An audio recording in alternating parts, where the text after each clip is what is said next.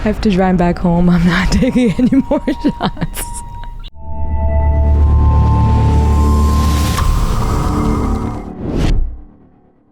What's up, everyone, and welcome to The Raw Lens with your host, Lionheart. It's the show that reveals what goes on behind the scenes of entrepreneurs in their day-to-day life. Today, we have our guest, Teona K. She's a well-known singer from Tbilisi, Georgia. She has worked alongside many celebrities like Pitbull, J-Lo, Duran Duran, and more. She is here today to give us an insight of her perspective of what we don't see as an event singer. Teona, welcome to the show. Thank you for having me.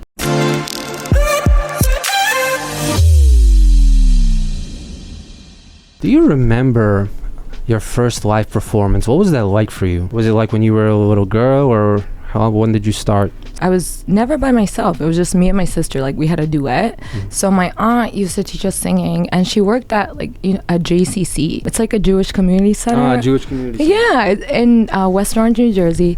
And she used to work there, and she was telling us to perform at that JCC for the elderly.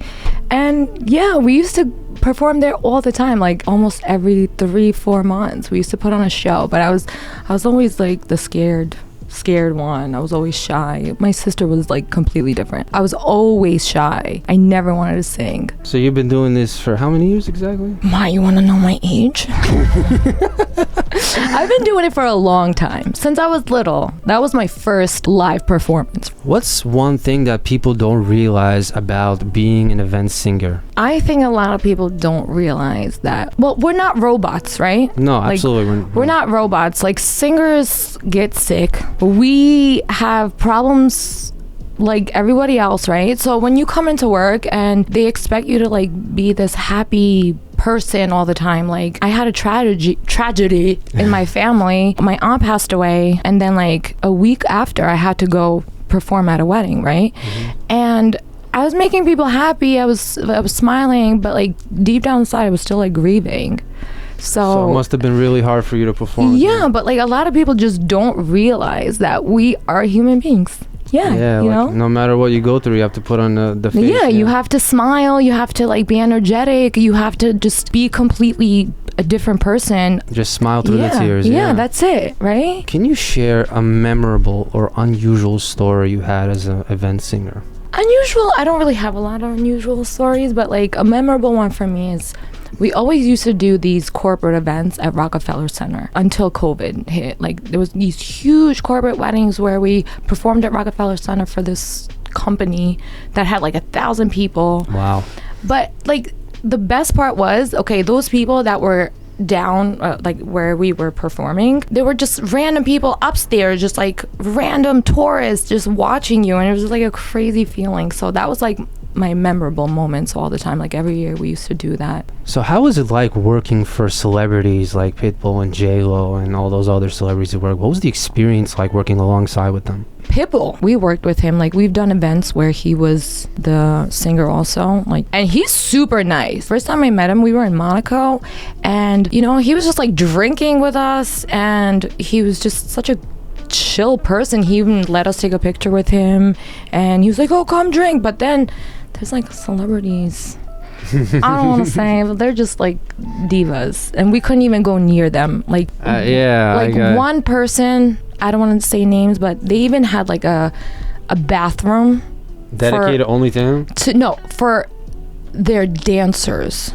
Wow. And we were not allowed to use that bathroom. The singers were not allowed to use that performers' dancers' bathrooms. Bruh. So it was so bad, because we had to there was 4 girls that really had to use the restroom, and we couldn't go anywhere. There wasn't any other bathroom? Anywhere. The other bathrooms were far away. We did what we had to do, but we couldn't use their restroom. Pitbull is super chill. Every time we saw Pitbull, he was really nice. How do you handle unexpected challenges during live events? What's an unexpected challenge? If something goes wrong?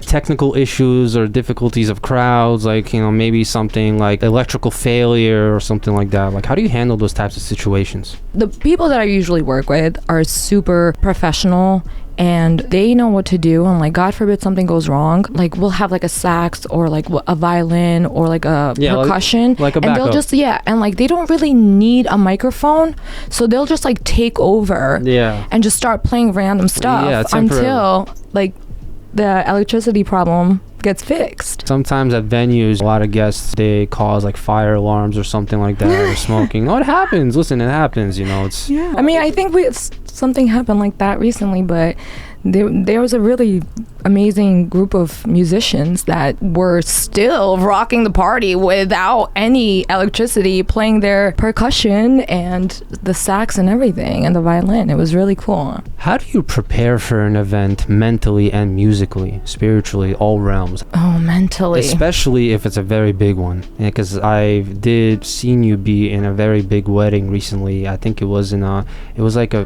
rich billionaire or something. How was that experience like? A lot of tequila. A lot? No, I'm just kidding. They had a lot of amazing, talented professional singers together. The whole time, it was, I mean, I've been doing this for so long, like I'm kind of in like autopilot where I don't prepare for it spiritually or mentally. I'm just like, okay, it's my job, I have to go. And I know what it is. It's like another day, another wedding or event, you know? And I treated that wedding the same way, just... But if it's a very, very, very big event like that with like, how many people are at that event anyway? Like the guests or the band? Overall, like how many people at the band, guests? The band was probably like 20 people. And the guests was like what, like 2,000? No, I think it was like 600. Oh, okay. I over-exaggerated.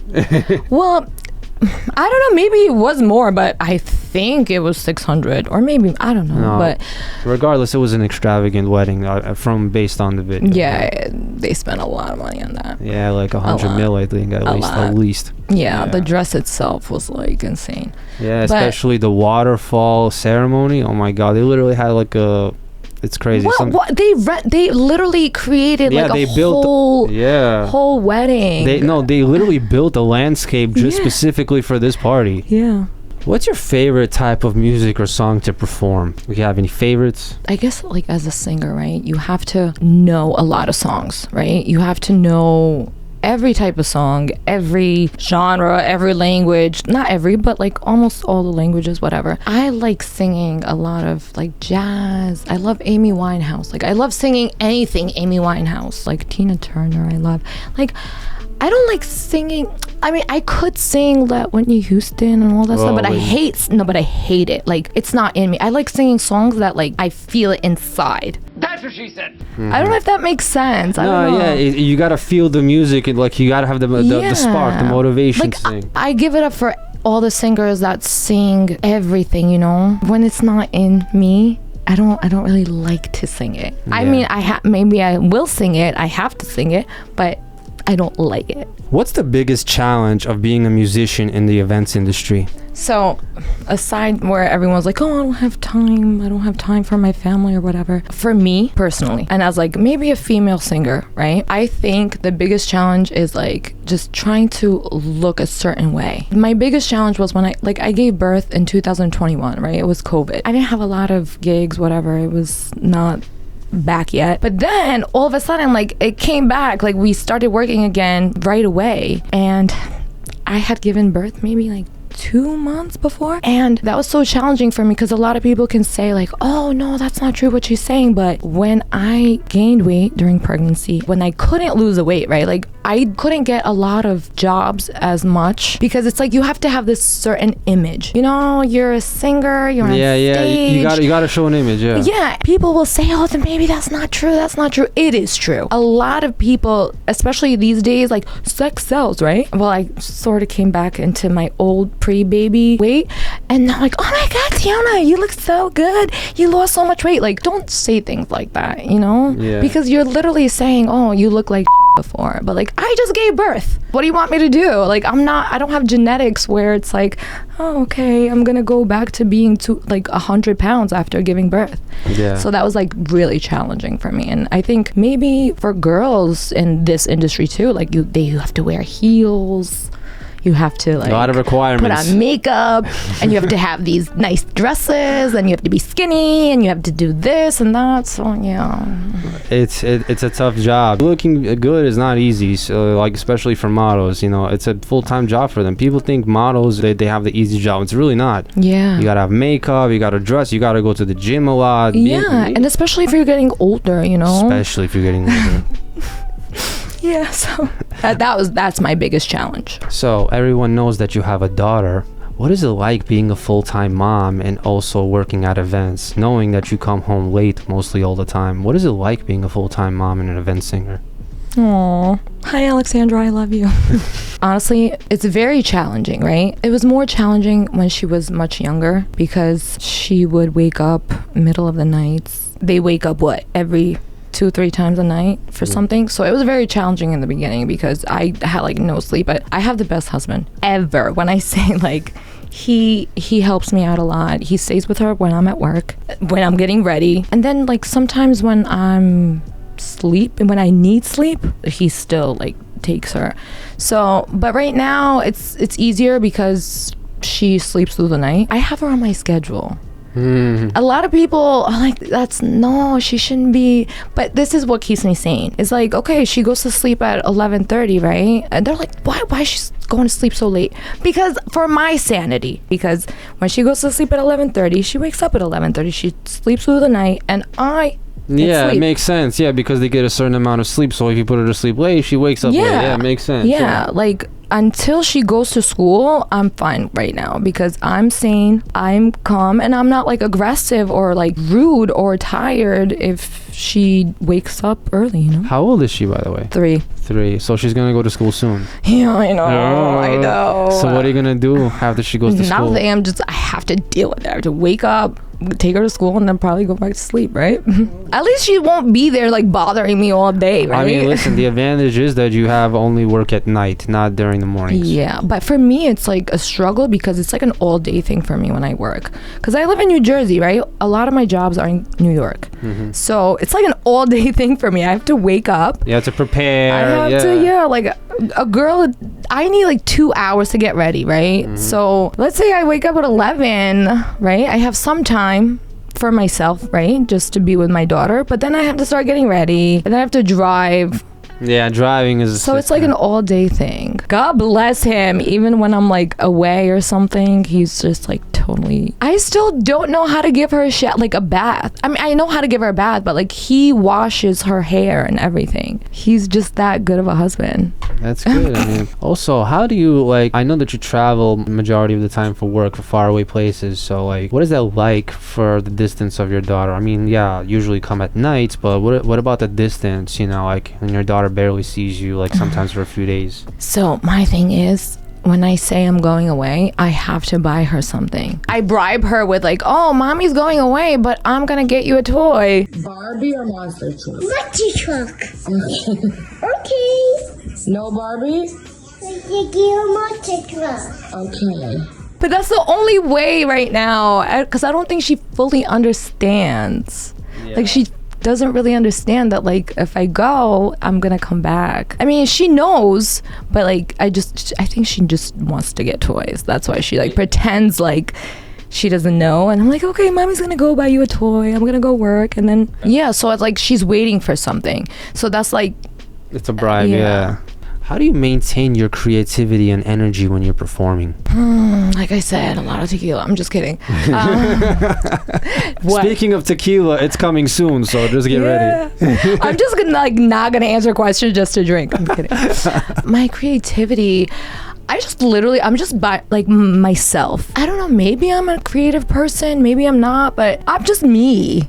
So I mean, whatever like comes out is literally just me having fun, me trying just to entertain you on the best day of the happiest day of your life, So it's like if I just stand there on stage and like sing, it's nice, but it's not entertaining. So I like to be interactive with the crowd, and I want to get into their family, if that makes sense. Because a lot of times it's like you become friends with them, and I've become friends with a lot of my clients, and I literally consider them my friends now. So it's like I think through that just interacting with them, and like even sitting down for they have like shavabarokot after. Sometimes they say, oh, come sit with us, and like I don't want to be like, no, I'm okay, because it's their happiest day of their lives. Like if they want me to be a part of their day, why not?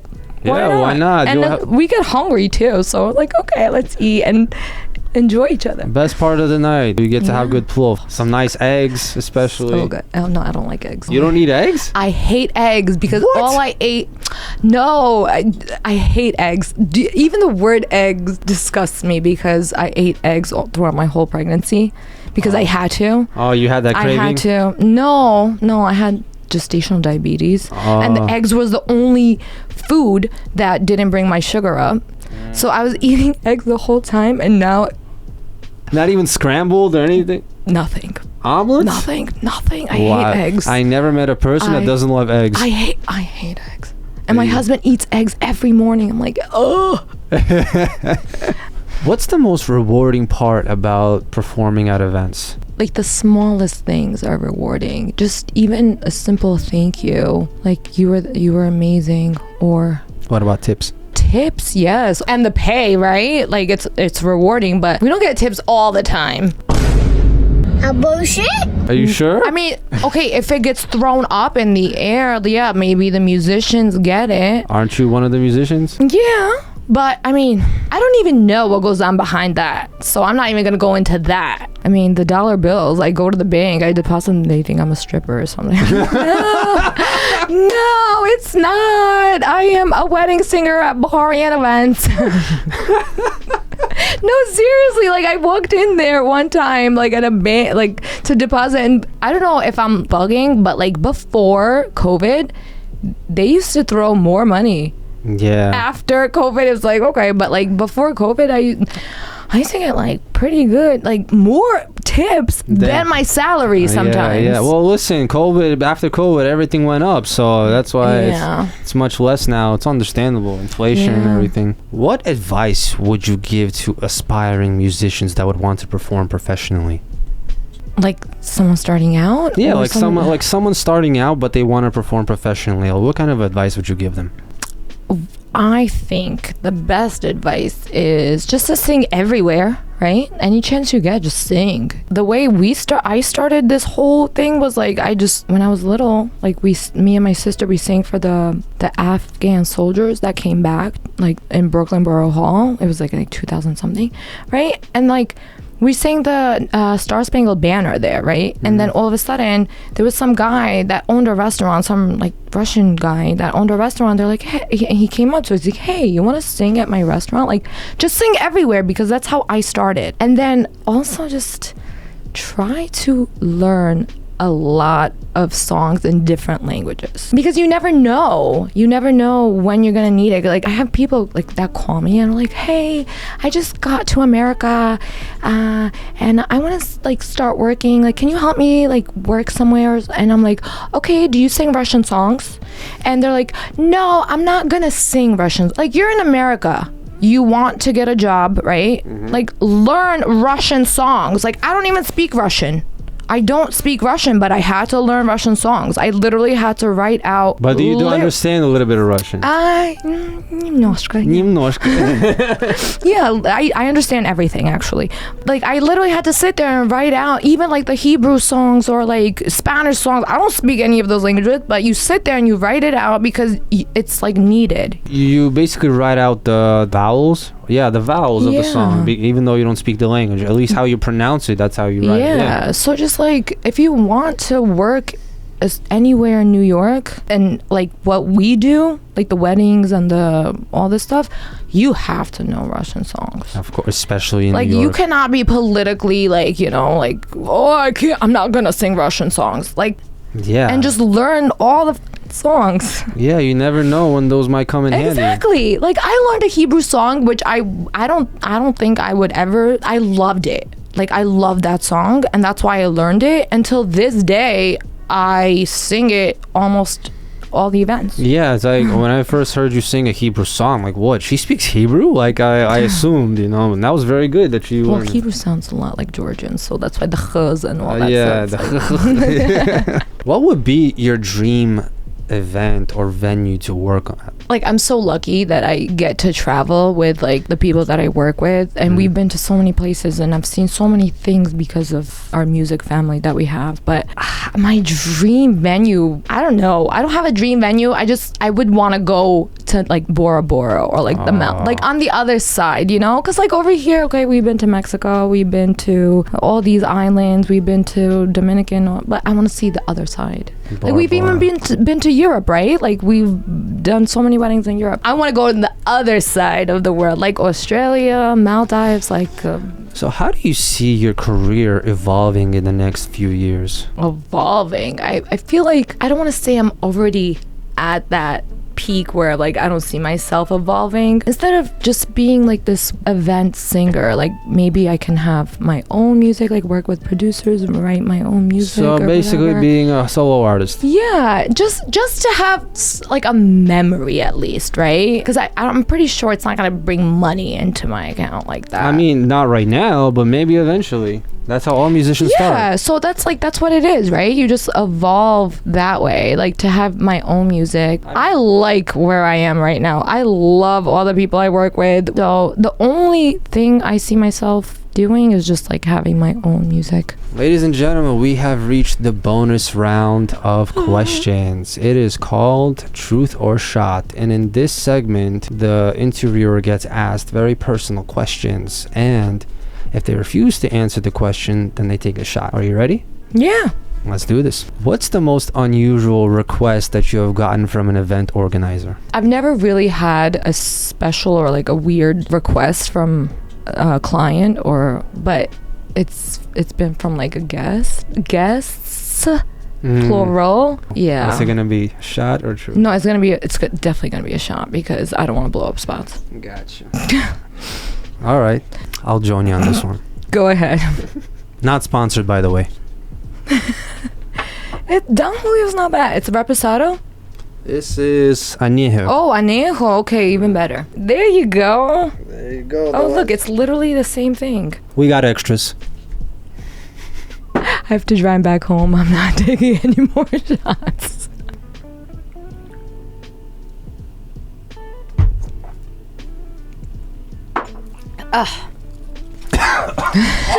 You alright? I went into the wrong hole. Ooh, that's what he said. So this one, I don't know if you're gonna take a shot or not, but it's up to you. Have you ever forgotten the lyrics to a song or a piece of music that you were singing? Like, what was that at recovery like? Did you ever recover? What was it, embarrassing? I don't know. Honestly, I'm not even going to take a shot with that. But like, we know literally hundreds of songs, right? But everyone forgets a lyric, even like the whole phrase. But I just make it up. No, really, because half the time people don't even know the lyrics to a song, right? They know the melody more than the song. So I just make it up. If I forget, I make it up. But So God bless iPads because we have our lyrics if we need it. But yeah, I just make it up. Well, thank you very much, Teona, for this opportunity to come to the Raw Lens to discuss the insights of what goes on behind the scenes. Thank you so much for being on the show. Please like, subscribe to the channel. Also follow Teona K, Teona Music on Instagram. Link in the description below.